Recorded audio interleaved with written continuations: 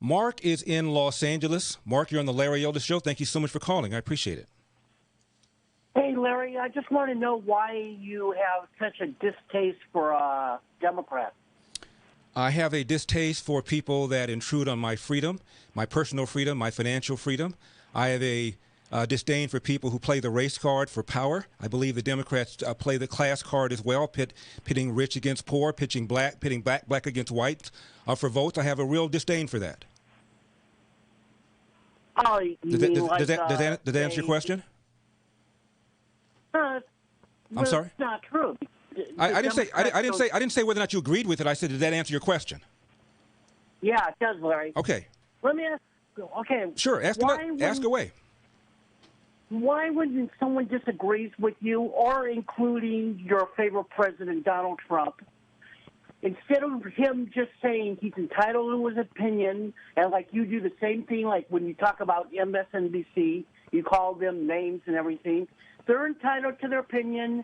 Aren't you told that everybody's entitled to an opinion and you don't have to insult them? But you and all the Republicans need to do that. Oops. Mark, don't put other Republicans' words in my mouth. You can talk about what Larry Elder has said. Tell me what you find offensive about what I say. You said I call MSNBC names. I call them MSNBC hee-haw because I think a lot of their hosts are pretty silly. But you think that's really cruel and mean and nasty? It's the same thing as calling somebody a fascist or Hitler or a dictator or a Nazi the way Donald Trump often is referred to, Mark? Is that the same? Since his actions are that way, probably yes. What has Donald Trump done that, in your view, makes him a Nazi or a fascist, Mark, please? Oh, okay, well. Just one. We don't need a lot. He's been around 4 years. Just give me one example of what makes you believe that Donald Trump is a fascist, or that when people say that, that's an accurate term. Hey, I know you're going to disagree, but when David Duke, it took him months. You can't even remember his name. That's fascinating, Mark. The reason you can't remember his name is because the only time he's relevant is when somebody's running for election. No one's mentioned David Duke since Joe Biden got elected. The only time he's brought up is when a Republican's running for election, and then the Democrats compare him or her to David Duke. You can't even think of his name.